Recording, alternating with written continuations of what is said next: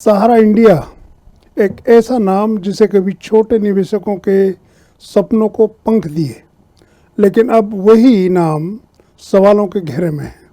अरबों रुपए जुटाने से लेकर जमीन की नीलामी तक हर कदम पर एक नया रहस्य छिपा हुआ है। आखिर किसने किया? निवेशकों का भरोसा तार तार किसने किया? और कैसे हुए मध्य प्रदेश में अरबों की जमीन के घोटाले? आइए खोलते हैं सहारा के इस रहस्यमय साम्राज्य का काला सच। सहारा साम्राज्य पर उठे गंभीर सवाल, छोटे निवेशकों के अरबों रुपए फंसे, सेबी के नियमों का खुला उल्लंघन, सुप्रीम कोर्ट ने दिए सख्त आदेश। सहारा सिटी फर्जीवाड़े में सहारा सिटी प्रोजेक्ट्स में फर्जीवाड़ा, भोपाल जबलपुर जमीन सौदे पर बवाल। 48 करोड़ में बिकी 125 करोड़ की जमीन, संजय पाठक परिवार पर लगे गंभीर आरोप। सहारा ग्रुप, जिसका पूरा नाम Sahara India real estate corporation limited है, इसकी स्थापना दिवंगत सुब्रत राय ने 1978 में की थी, जिसकी ओर से सहारा हाउसिंग इन्वेस्टमेंट कॉरपोरेशन लिमिटेड के नाम से एक कंपनी प्रारंभ की गई, जिसे संक्षिप्त में सहारा इंडिया के नाम से जानते हैं। सहारा ग्रुप की ओर से आम जनता से राशि एकत्रित कर देश के विभिन्न शहरों में सहारा सिटी बनाने का सपना दिखाया।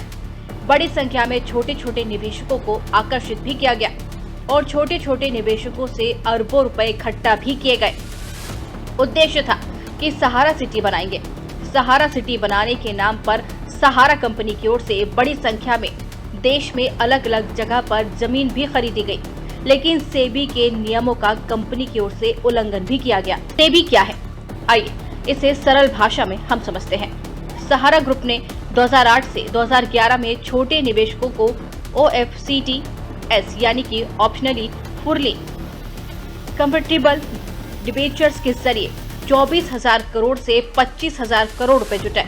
इन निवेशकों में अधिकतर ग्रामीण क्षेत्र के लोग थे, जिसे सेबी ने इस ऑप्शनली फुर्ली कन्वर्टिबल डिबेंचर्स अवैध घोषित किया। सुप्रीम कोर्ट ने 2014 में आदेश दिया कि ग्रुप अपनी संपत्तियां जमीनें बेचे और कम से कम 90% राशि SEBI Sahara refund account bank of India Bandra Kurla branch Mumbai के अकाउंट क्रमांक 01221111003740 में जमा कर निवेशकों को लौटाएं। अब समझते हैं इसका मध्य प्रदेश कनेक्शन। सहारा ग्रुप ने भोपाल, जबलपुर, कटनी, सागर, ग्वालियर, विदिशा आदि जिलों में 500 से अधिक एकड़ जमीनें सहारा सिटी प्रोजेक्ट्स के लिए खरीदी थी, लेकिन इसकी नीलामी में भारी फर्जीवाड़ा किया गया। फर्जीवाड़ा कैसे किया गया, आइए जानते हैं। सहारा कंपनी की ओर से साल 2014 में उच्चतम न्यायालय में प्रस्तुत उपरोक्त सूची में सहारा कंपनी की भोपाल में मक्सी स्थित 110 एकड़ जमीन की कीमत 125 करोड़ रुपए दर्शाई गई, लेकिन वही 110 एकड़ जमीन को सहारा के अधिकारियों ने मध्य प्रदेश के पूर्व मंत्री राघवगढ़ से भाजपा विधायक संजय पाठक से मिली भगत कर 2022 में मात्र 48 करोड़ रुपए में विक्रय कर दिया। उच्च न्यायालय के निर्देश के बाद भी क्रेता कंपनी मेसर्स शिनाप रियल एस्टेट प्राइवेट लिमिटेड ने जमीन खरीदने के बदले राशि को सीधे SEBI Sahara refund bank account में जमा नहीं किया, जो न्यायालय के निर्देश की अवहेलना है। वहीं सहारा ग्रुप की जबलपुर जिले की लगभग 100 एकड़ जमीन मात्र 20 करोड़ में संजय पाठक के परिवार की कंपनी मेसर्स देव बिल्ड प्राइवेट लिमिटेड के द्वारा क्रय की गई, जिसकी कीमत 200 करोड़ रुपए थी। इस प्रकार सहारा की कटनी जिले की लगभग 100 एकड़ जमीन मात्र 22 करोड़ रुपए में संजय पाठक के परिवार की कंपनी नायसा देव बिल्ड प्राइवेट लिमिटेड के द्वारा क्रय की गई, जिसकी लगभग कीमत 200 करोड़ थी। इस पूरे भ्रष्टाचार के मामले में गंभीर सवाल सहारा ग्रुप और प्रशासन पर खड़े होते हैं कि जिस जमीन की कीमत वास्तविक लगभग 1000 करोड़ रुपए है, उसे सहारा ग्रुप के अधिकारियों ने महज 90 करोड़ में संजय पाठक के परिवार की कंपनियों को विक्रय कैसे कर दिया। विक्रय की गई इन जमीनों में सरकार को करोड़ रुपए के राजस्व का नुकसान हुआ। साथ ही अगर सहारा कंपनी की जमीन को नीलामी के माध्यम से विक्रय किया गया होता, तो जमीन की वास्तविक कीमत, जो कि लगभग 1000 करोड़ रुपए है, कंपनी को प्राप्त होती। आम निवेशकों को 1000 करोड़ रुपए वापस मिलते। सवाल सिर्फ जमीनों का नहीं, विश्वास का भी है। जो सहारा कभी सुरक्षा का प्रतीक था, अब जांच एजेंसियों के घेरे में है। मध्य प्रदेश से लेकर मुंबई तक, सेबी से सुप्रीम कोर्ट तक इस जाल की परतें अभी खुलना बाकी हैं। हम अगले एपिसोड में दिखाएंगे कि किन ताकतवर हाथों ने सहारा की संपत्तियों को औने पौने दामों में बेच डाला। बने रहिए हमारे साथ, क्योंकि सच को छिपाया नहीं जा सकता, मिटाया भी नहीं जा सकता। भोपाल से मधुर मिश्रा की खास रिपोर्ट। मध्य प्रदेश के सबसे पैसे वाले पूर्व वर्तमान विधायक और पूर्व मंत्री संजय पाठक जो भ्रष्टाचार का अपने में पर्याय है, इन्होंने सारा की जमीनों में जो कौड़ी के भाव में खरीदी हैं, लगभग 1000 से 1100 करोड़ की संपत्ति है, जिसको मात्र 90 करोड़ रुपए में खरीदा है। समाजवादी पार्टी लगातार इस मुद्दे को उठा रही है और ईओडब्ल्यू ने इसकी जांच भी शुरू की है। कुछ लोगों पे एफआईआर भी दर्ज हुई है। इन्होंने सारा कंपनी पे तो एफआईआर कर दी है। अब जो संजय पाठक जो खरीदार हैं, जिन्होंने हेराफेरी की है, उन पे अभी तक क्यों नहीं एफआईआर की गई है? उनके जो फर्मों में पार्टनर हैं उन पे होना चाहिए। जिन फर्मों ने खरीदी है जमीन, उनके माँ और बेटे के नाम पे फर्में हैं, उन पे एफआईआर दर्ज होके उनकी जांच होनी चाहिए।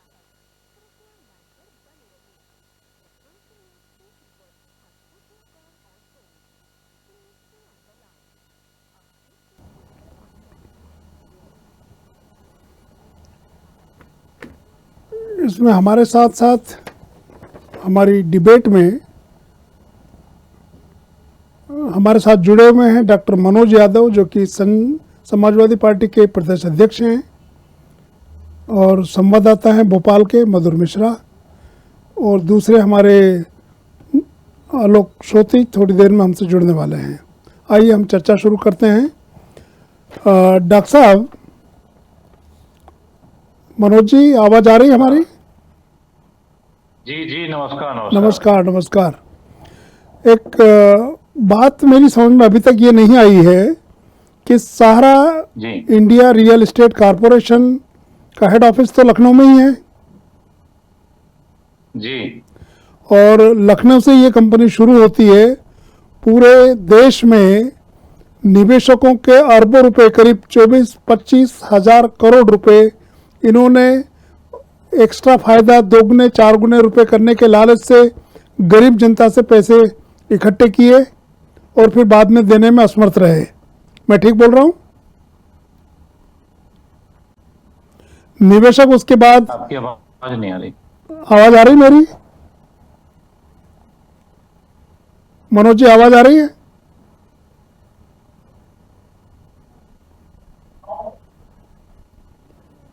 मनोज जी, आवाज आ रही? हेलो हेलो, हाँ, अब शुरू हुई है ना? अब आवाज आ रही है? शुरू हुई है। मैंने कहा Sahara India real estate corporation limited ने भारत की जनता से, गांव, किसान, गरीब लोगों से पैसे इकट्ठा किए, पैसे को कई गुना वापस देने का लालच दे करके, और करीब 25 हजार करोड़ रुपए इकट्ठे किए। और उस पैसे से इन्होंने रियल एस्टेट पूरे देश में जगह जगह जमीनें खरीदी और उस रियल एस्टेट प्रोजेक्ट से पैसा कमा करके वापस देने का वादा किया था, मगर असफल हो गए। वो प्रोजेक्ट इनका फेल हो गया। निवेशक कोर्ट का दरवाजा खटखटाते हैं, सुप्रीम कोर्ट पहुंचते हैं, और सुप्रीम कोर्ट ने सभी पक्षों की दलीलें सुनने के बाद यह फैसला दिया कि सहारा ने जो जमीन एक्वायर की है, जो जमीन खरीदी है, उस पैसे से उस जमीन को एक अथोराइज्ड लाइन के ऊपर, कलेक्टर गाइडलाइंस के ऊपर बेच करके निवेशकों का पैसा वापस किया जाए। ठीक बोल रहा हूं? जिस शहर में जो जमीन थी उसके कलेक्टर गाइडलाइन पर उस जमीन को बेचा जाए। ठीक बोल रहा हूं? बिल्कुल बिल्कुल ठीक बोल रहे हैं। और वो पैसा जो भी जमीनों को बेच करके आता है, वो सहारा और सेबी का एक एस्क्रो अकाउंट था, उस एस्क्रो अकाउंट में वो पैसा जमा किया जाए और निवेशकों को वो पैसा वापस लौटाया जाए। माननीय सुप्रीम कोर्ट के इस आदेश का पालन आगे हुआ या नहीं हुआ, ये हम जानकारी करेंगे आज। अब आते हैं अपने पहले सवाल के ऊपर कि इनकी जो मध्य प्रदेश में जमीनें थी सहारा की, भोपाल में, भोपाल के मक्सी नामक एक कस्बा है जहां पर इनकी जमीनें थी, करीब 100 एकड़ के आसपास। ठीक बोल रहा हूं मनोज जी? मनोज जी, आवाज आ रही? हाँ जी, 110 एकड़। 110 एकड़ जमीन थी मक्सी में। वहां की कलेक्टर गाइडलाइंस क्या थी? जी जी, आ रही है। 110 एकड़ जमीन थी, 110 एकड़। जी 110 एकड़ जमीन थी।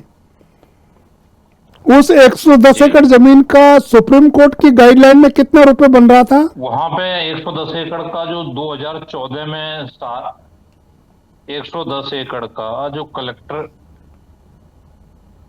जी जी, आवाज आ रही है आपकी।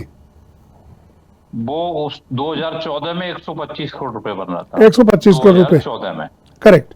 तो यानी सहारा को वो जमीन 125 करोड़ में बेचना थी। गाइडलाइन का 2014 में 125 करोड़ रुपए बन रहा था।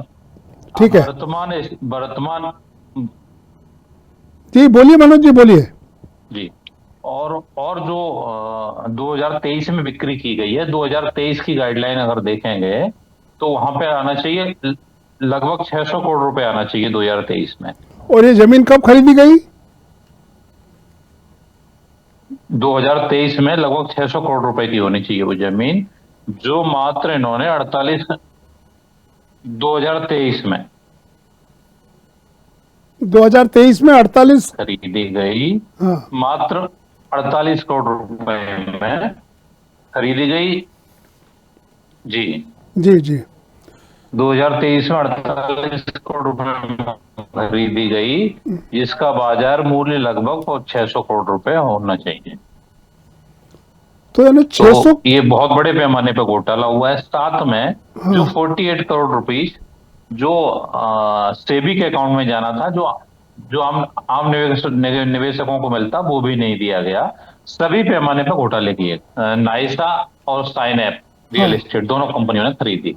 दोनों कंपनियों ने मक्सी की जमीन खरीदी कितने में? 48 करोड़ में। ओनली 48 करोड़ में भोपाल की जमीन। हाँ, इन मक्सी वाली जो जमीन हुआ, हाँ, केवल भोपाल में। दूसरा सौदा जो इनका हुआ वो कटनी का है। जी। कटनी में भी जो इनकी जमीन थी 100 एकड़ जमीन वहां पे कटनी में। जी कटनी में 100 एकड़ जमीन थी, वो 22 करोड़ रुपए में खरीदी गई। और उसकी जमीन भी जो कीमत थी लगभग 200 करोड़ रुपए के आसपास थी। वो जमीन कब खरीदी गई? सेम वो भी 2023 में खरीदी गई है। तो 2023 2023 में हुए हैं। 2023 में उसका मार्केट वैल्यू क्या रहा होगा? लगभग 200 करोड़ रुपए। 200 करोड़ रुपए। डॉक्टर साहब हमारे साथ जुड़े हुए हैं, डॉक्टर आलोक जी। आलोक जी, आवाज आ रही है? तीसरा एक और नमस्कार। एक और सर जी। और 100 एकड़ जमीन जो है वो जबलपुर में भी खरीदी गई। जी। उसकी कीमत भी लगभग 250 करोड़ के आसपास थी। वो जो जबलपुर की जमीन है वो मात्र 20 करोड़ रुपए में खरीद ली गई। उसकी सरकारी गाइडलाइन के हिसाब से क्या वैल्यू होना चाहिए थी? लगभग 250 करोड़ रुपए। 250 करोड़ रुपए। तो यानी 600 करोड़ मक्सी की जमीन मान ले, 400 करोड़, 200 करोड़, ये 250 करोड़, करीब 250 करोड़ हो गई। जी जी। तो डॉक्टर साहब, इस विषय के ऊपर प्रकाश डालने के लिए मैं आपसे एक प्रश्न पूछना चाहूंगा। क्या मैं खरीदार, आप बेचने वाले, हमारे बीच में सौदा हो गया, क्या इसमें हम ऐसा मानते हैं कि माननीय सुप्रीम कोर्ट की गाइडलाइन का उल्लंघन हुआ?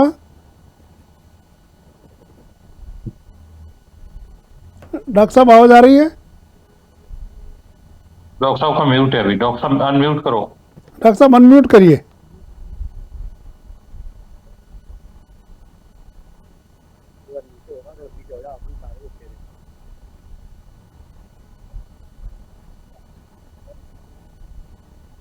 उसको अनम्यूट करिए डॉक्टर साहब, अनम्यूट।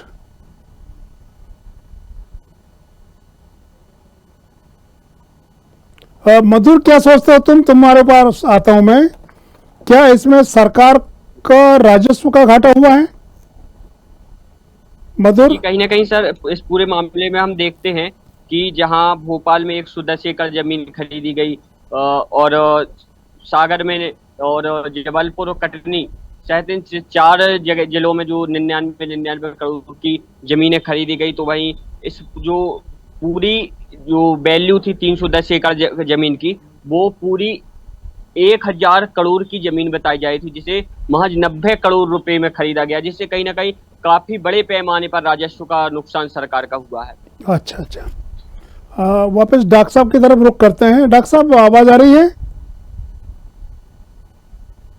डॉक्टर साहब आवाज आ रही है? अनम्यूट करिए, अपना अनम्यूट करिए। जी जी जी, मैं कर रहा हूँ। आगे आगे आपकी आवाज आ गई। देखिए, अब मेरी आवाज पहुंच रही सर? आ रही है, आपकी आवाज आ रही है। डॉक्टर साहब, जी, एक सवाल मैं आपसे पूछना चाहूंगा इस पूरे प्रकरण में कि निवेशकों ने जब सुप्रीम कोर्ट में गुहार लगाई, माननीय सुप्रीम कोर्ट ने यह आदेश दिया कि सहारा ने जितनी भी जमीन एक्वायर की है उस जमीन को बेच करके उससे जो धन अर्जित होता है उसको सेबी और सहारा का एक एस्क्रो अकाउंट है, उस एस्क्रो अकाउंट का भी नंबर भी हमने दिया था, उस अकाउंट में जमा होगी राशि और वो राशि निवेशकों में बांट दी जाएगी। जिन्होंने जितना जमा किया उस हिसाब से उनमें बांट दी जाएगी। मगर यहाँ जो जमीन के सौदा होता है उस सौदे में उस गाइडलाइन पर जमीन की बिक्री नहीं होती है। जो गाइडलाइन माननीय सुप्रीम कोर्ट ने दी थी उससे कम में जमीन बिकती है और सारी जमीन इस तरह से बिक करके रजिस्ट्री हो जाती है। क्या इसमें राजस्व का घाटा हुआ सरकार का? जी हाँ, बिल्कुल सही बात कह रहे हैं कि जो भी सर्किल रेट होगा उसी के हिसाब से राजस्व लिया गया होगा, ऐसी बात नहीं। क्योंकि राजस्व में तो काफी अधिकारी होते हैं, लेकिन जिस तरीके का आप बता रहे हैं कि अगर इस तरीके की हुई है कि उस समय मार्केट रेट क्या था, सर्किल रेट क्या था, ये चीज देखने वाली होती है। अक्सर देखा जाता है जो मार्केट रेट होता है वो सर्किल रेट से काफी ज्यादा होता है, इस तरीके की बात आती है। जहां तक सहारा की यूनिट का सवाल है, करीब 24.5 करोड़ के आसपास का उन्होंने फंड रेज किया था। सेबी ने ऑब्जेक्शन किया था कि ये जो फंड रेज हुआ है वो गलत तरीके से हुआ है, इन्वेस्टर्स के वो नाम नहीं बता पा रहे थे, इसलिए उन्होंने कहा था कि ये जो है इसके सारे पैसे जो इन्वेस्टर्स हैं उनको वापस किया जाए। एक लंबी लड़ाई लड़ी गई थी और पैसा जो है सेबी के अकाउंट में, जैसे आप बताए थे वोशिक अकाउंट, उसमें जमा भी किया गया। शुरू में 5,132 करोड़ रुपए जमा किए गए और उसके जो सबसे ताज्जुब वाली बात थी कि जो उसके मालिक थे, उनको लेने वाले वो बहुत कम थे, सैकड़ों में थे। तो मसला कहीं और है। और साथ में जो आप बता रहे हैं कि जब जमीन खरीदी गई है तो उस समय जो बातें आई हैं कि कम कीमत पे दिखा के जमीन ली गई है, वो भी एक जो है इसका एक इशू हो सकता है, एक पॉइंट हो सकता है। क्योंकि आप जानते हैं कि जमीन, बड़ी जमीनें जब खरीदी जाती है उसके खरीद फरोख्त में इस तरीके की अनियमितताएं होती रहती हैं। इसके लिए वहां का जो लोग राजस्व का जो प्रशासन है वो मुख्य रूप से जिम्मेदार हो सकता है, क्योंकि जब रजिस्ट्री हो रही होगी तो उस समय सर्टिफिकेट जो दिया गया होगा वो उसी के हिसाब से दिया जाता है। तो सबसे बड़ी बात यहाँ थी कि जो ये जो 24,000 करोड़ रुपए थे उसकी वापसी का था और वापस लेने में बहुत कम लोग दिखाई पड़ रहे थे। ये मुद्दा बना और इसके बाद जो है सहारा का एम्पायर जो है हमेशा हमेशा के लिए समाप्त हो गया। जी जी जी। तो इसमें एक बात और बताएं आलोक जी, डॉक्टर साहब, कि यदि एक जिले में जमीन खरीदते हैं वहां पर कलेक्टर की गाइडलाइन होती है, उस कलेक्टर की गाइडलाइन से नीचे तो रजिस्ट्री होना नहीं है। उससे नीचे मान लो रजिस्ट्री हो गई, मगर स्टाम्प ड्यूटी तो कलेक्टर गाइडलाइन की ही पे करना पड़ेगी। भले आप उसमें आप 20 रुपए की जमीन के 10 रुपए डाल दीजिए, मगर 20 रुपए का ही आपको स्टाम्प ड्यूटी देना पड़ेगी। तो राजस्व का घाटा कहाँ हुआ यहाँ, डॉक्टर साहब? ये आप बिल्कुल ठीक कह रहे हैं। ये तो जांच का विषय है कि जमीन का उस समय सर्किल रेट क्या था, क्या उन्होंने कीमत जो है सर्किल रेट से कम दिखाई, उस समय के राजस्व का अगर दिया गया है तो राजस्व का घाटा हुआ कि नहीं हुआ। तो ये तो जांच का विषय है और इसमें जो है जांच हो सकती है, कोई ऐसी बात नहीं है। लेकिन जहां तक समझने वाली बात है कि जो पैसा था जो वापस जाना था, जो इन्वेस्टर्स थे उनको वापस करना था, वो इन्वेस्टर्स जो है सामने नहीं आए। और अभी भी आप देखिए जो 24,500 करोड़ रुपए अंतोगत्ता सेबी के अकाउंट्स में जो जमा करना पड़ा वो बना है। तो सबसे बड़ी बात है कि जो पैसा आपने कंपनी से लिया है, सेबी की भी जिम्मेदारी है कि वो सही व्यक्तियों के हाथ में पहुंच जाए। हालांकि सहारा ने बहुत से दस्तावेज दिए थे, वो दस्तावेज जो थे उनके पेपर्स फॉर्म में थे, उसका डिजिटलाइजेशन नहीं हो सका था और जो पते दिए गए थे वहां पे वो व्यक्ति नहीं मिल पा रहे थे। तो कुल मिला के देखा जाए केवल ये जमीन के राजस्व का घोटाला नहीं था, ये घोटाला एक बहुत बड़ा घोटाला था जिसमें जो है काफी बड़े बड़े नाम सामने आ रहे थे। लेकिन चूंकि अब सहारा श्री रहे नहीं रहे, और अब ये कंपनी का कोई देखने वाला नहीं है, कंपनी लगभग दिवालिया हो गई है। और ऐसी स्थिति में कुछ बड़े घराने हैं, वो लखनऊ में जो इनका सहारा शहर था उसका नगर निगम ने अपने अंडर में ले लिया है और उसकी शायद नीलामी होने वाली है। और सुनने में आ रहा है कि कुछ कुछ कुछ बड़े जो घराने हैं वो सहारा जो स्टेट है, सहारा के जो बिजनेस है, उसका जो सहारा की जमीनें हैं वो उनको टेक ओवर करने जा रहे हैं। तो एक बड़े ही अनिश्चित मोड़ पे सहारा परिवार जो है, सहारा इंडिया जो है आज के समय पे आके खड़ा हो चुका है। जी जी। बात हम कर रहे थे जो जमीन का घोटाला हुआ है, इसमें मेरा सबसे बड़ा सवाल ये है कि क्या माननीय विधायक संजय पाठक जी की तरफ से कुछ गड़बड़ियां हुई है? मेरा ये सवाल है कि मैं एक चीज आप मुझे बेच रहे हैं, आपकी हमारी कीमत तय हो गई, उतना रुपया मैंने आपको दे दिया, अब क्या जो सेलर है यानी सहारा है, सहारा की ड्यूटी बन रही थी कि वो पैसा सेबी सहारा एस्क्रो अकाउंट में जमा कराए? पाठक जी का इसमें कोई लेना देना नहीं। पाठक जी ने अपनी कीमत लगाई कि साहब ये 20 रुपए की मैं नहीं दूंगा, मैं आपको 10 ही रुपए दूंगा, तो 10 रुपए में आपने मुझे जमीन दे दी। पाठक जी की कहाँ गलती है इसमें? देखिए, ये तो जांच का विषय है, क्योंकि पैसों की लेन देन की बातें हैं। अब इसमें कहाँ पे कैसा हुआ, कैसा लिया गया, कैसा दिया गया, ये तो कहना बहुत मुश्किल है। केवल आप और हम लोग यहाँ बैठ के अनुमान लगा सकते हैं। लेकिन यहाँ समझने वाली बात यह है कि पैसा जो इन्होंने फंडिंग रेज की, जो पब्लिक से पैसा लिया 24,000 करीब 500 करोड़ के आसपास, ये एक छोटा अमाउंट नहीं था। ये बात हो रही है आज से करीब 10 साल से भी ज्यादा की है। 15-20 साल पहले की ध्यान बात आ रहा है कि ये करीब 15 साल आप रख सकते हैं, 2010 के बिल्कुल आसपास बिल्कुल ये कोई 15 साल विदेशी पहले की बात कंपनी है। थी, उससे उन्होंने जो है टाई अप किया था, नाम मुझे याद नहीं आ रहा है। और वो मीटिंग मुझको ध्यान आ रही है, सहारा पे पूरी तरह टेलीकास्ट हुई थी और उसमें कहा गया था कि एक बहुत बड़ा जो प्रोजेक्ट है ऑल ओवर इंडिया का, उस लेवल पे सहारा हाउसिंग लेकर आ रहा था। और कोई एक विदेश की कंपनी थी, उसका इन्वेस्टमेंट था भी उसमें, जो है उनकी टेक्निकल थी। फाइनेंस तो सहारा परिवार की, सहारा का ही पैसा था। लेकिन सबसे बड़ी बात थी, जो पैसा आया था उसका वो सोर्स नहीं बता पाए, अपने इन्वेस्टर्स का नाम नहीं बता पाए, और जिस तरीके से उन्होंने लिया था वो सेबी के नियमों के अनुरूप नहीं था, उनके प्रतिकूल था। इसलिए सेबी ने जो है उस पे जो है लगाम लगाई, उस पे जो है रोक लगाई, और अंतोगत्ता ये हुआ कि पूरा पैसा इन्वेस्टर को वापस किया जाए।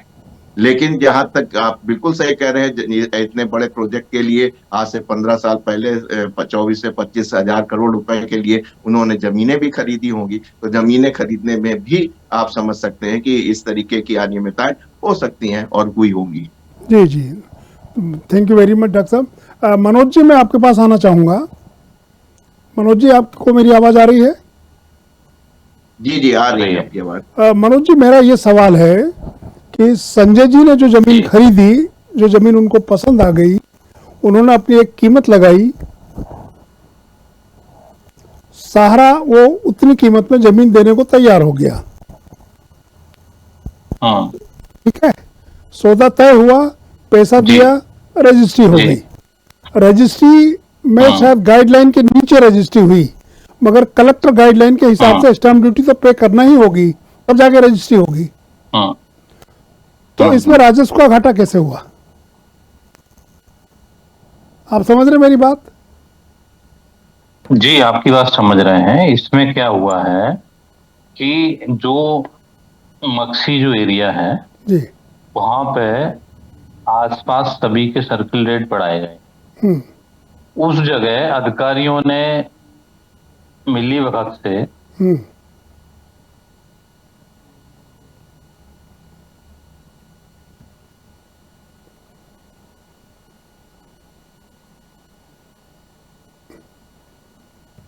है पहला।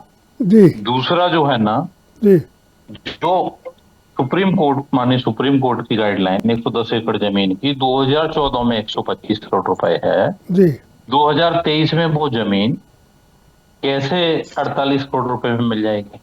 हाँ, बिल्कुल सही आपका कहना। दूसरा नहीं, ये सवाल है। दूसरा, संजय पाठक जी ने उसमें जो अधिकारी हैं सहारा के, क्या होता है, जो अभी डॉक्टर साहब ने बड़ी अच्छी बात कही कि दिवालिया जब कंपनी हो जाती है तो जो एम्प्लॉय रहते हैं तो कुछ सोचते हैं कि जो हो जाएगा धनी दोरी कोई उसका रहता नहीं है, तो उसमें घपले कर लिए जाते हैं। तो ये जमीन जो खरीदी गई, इसमें भी बड़े लेवल पर घूस दी गई है। इसकी पूरी जांच होगी, इसकी सीबीआई जांच होनी चाहिए, इसकी पूरी जांच होगी, तो इसमें बहुत बड़े पैमाने पर घोटाला हुआ है। क्योंकि अभी जो मक्सी भोपाल में स्थित है, जो जमीन का रेट निकल के आया है, मात्र 45 लाख रुपए एकड़ आया है भोपाल में होशंगाबाद रोड पे। आप सोचिए, इतनी सस्ती जमीन कहीं अवेलेबल है क्या पर एकड़ में? कहीं नहीं मिल सकती है, ठीक है ना। तो ये जो जमीन जो है ना, कि आप सोचो 90 करोड़ में जो जमीन, लगभग 1000 से 1100 करोड़ की जमीन है, ये जो खरीदी गई है, तो पूरा घपला हुआ है। इसमें आम निवेशक जो सारा के हैं, जिनको पैसा मिलना चाहिए, उनको भी नुकसान हुआ है कि उनको पैसा नहीं मिला गया। इसके बाद जो 90 करोड़ भी गया, उसमें से 48 करोड़ सेबी के अकाउंट में नहीं गया। और इसमें ये पूरे मध्य प्रदेश में, सागर में भी कुछ दूसरे लोगों ने खरीदी हैं, उसमें भी भाजपा के बड़े नेता हैं। तो इसमें सरकार की मिलीभगत है, और जो पावरफुल जो इनके विधायक और मंत्री हैं, ये सारे अपने रसूख के दम पे ये हेरा फेरी कर रहे हैं और जनता के पैसे पर डाका डाल रहे हैं। क्योंकि आज की डेट में जमीन और वो 1500 करोड़ की हो जाएगी, अगर 25 में हम लोग बैठे हुए हैं ना, तो इसकी जांच होगी। और ईओडब्ल्यू ने इन्हीं सभी अनियमितताओं को देखते हुए एफआईआर भी दर्ज की है, उसकी जांच चल रही है। कंपनी के जो अधिकारी हैं उनसे बयान भी लिए हैं उन्होंने, और अभी सारा श्री के बेटे पे इन्होंने एफआईआर भी दर्ज की है कंपनी ने। अब इसमें अभी जो संजय पाठक जी की जो कंपनियां खरीदी हैं, क्या होता है, जब रिश्वत लेन और देन दोनों चीजें होती हैं ना, जब कोई घोटाला होता है उसमें दोनों पक्ष बराबर के जिम्मेदार होते हैं। तो इसमें अभी कार्रवाई एक तरफ चल रही है संजय पाठक जी पे, अभी एफआईआर दर्ज नहीं हुई है, ना बयान के लिए नोटिस गया है। अभी संजय पाठक जी बयान के लिए आए भी नहीं है। उनके जो परिवार के सदस्य हैं, उनकी पत्नी है, बेटा है, बयान के लिए भी आए नहीं है, टाल रहे हैं। सरकार में है, हो सकता है उसकी वजह से उन्हें सहूलियत दी जा रही हो, लेकिन ईओडब्ल्यू ने एफआईआर दर्ज करके उनको नोटिस भी दिया है। मैं धन्यवाद भी आपके माध्यम से देता हूं कि ईओडब्ल्यू, लेकिन समय बहुत हो चुका है, वो लोग अब जो हो रही है देरी हो रही है, तो इनको अपना काम निष्पक्ष करेंगे तो उसमें बड़े पैमाने पर घोटाला निकल के आएगा। और कुछ सूत्र बताते हैं कि सारा के अधिकारियों से भी संजय पाठक जी ने 2 नंबर में लेन देन किया है। ओके, खैर अब उसका तो हमारे पास जब तक प्रमाण नहीं होगा हम कुछ नहीं बोल सकते 2 नंबर का। पर इसमें प्रमाण अपने पास नहीं है, लेकिन अगर उसका सबूत जांच होगी, इसलिए तो कह रहे हैं कि सीबीआई जांच होगी जी, तो वो निकल के आ जाएंगी सारी चीजें। जी जी जी। डॉक्टर साहब, एक सवाल मैं पूछना चाहूँगा कि जो पैसा जमीन बेचने के बाद आया, वो पैसा कहाँ गया? ये एक चर्चा का विषय है। मेरे ख्याल से मनोज जी बता पाएंगे, क्या वो सहारा सेबी एस्क्रो अकाउंट में गया? मान लो भले ही 90 करोड़ रुपए आया, वो पैसा गया कहाँ? जो 90 करोड़ आया था जी, उसमें से जबलपुर और कटनी का जो पैसा है, जी,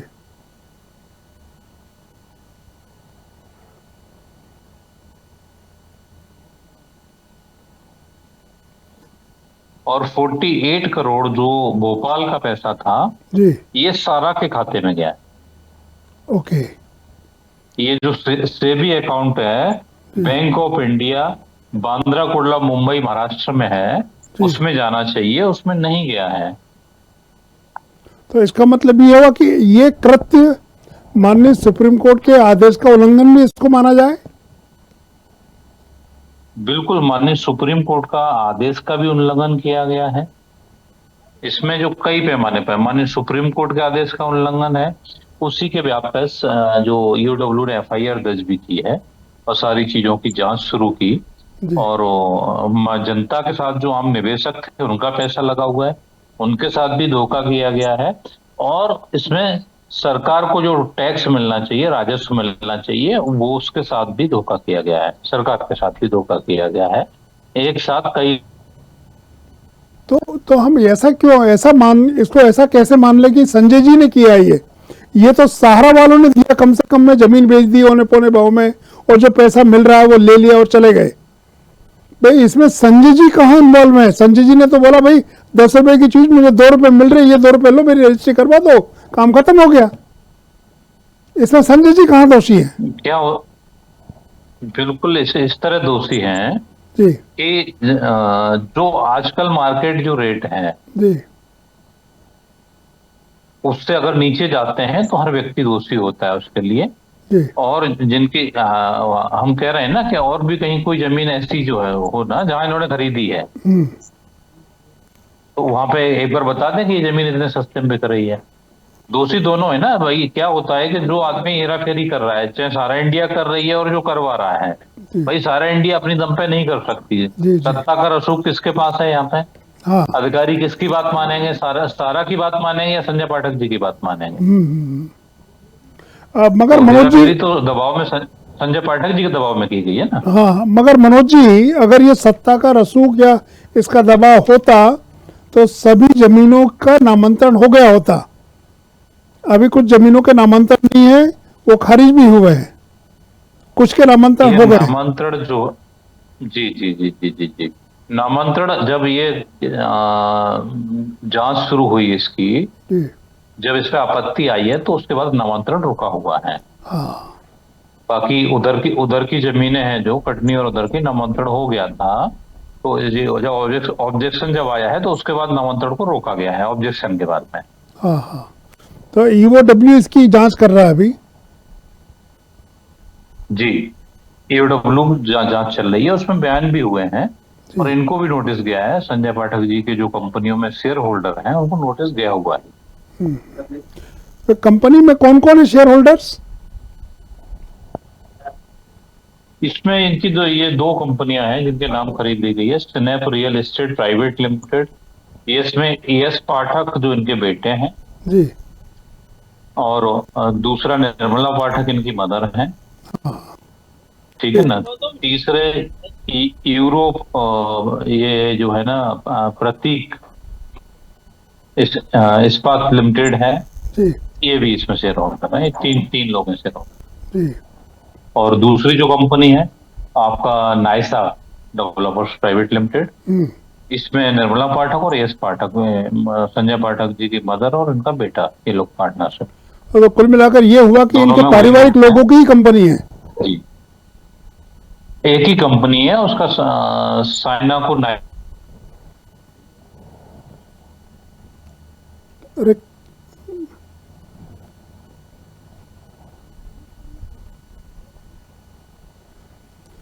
तो अभी हम यहाँ देखते हैं कि सहारा ग्रुप के द्वारा बेची हुई जमीन सस्ते दामों में बेची गई है।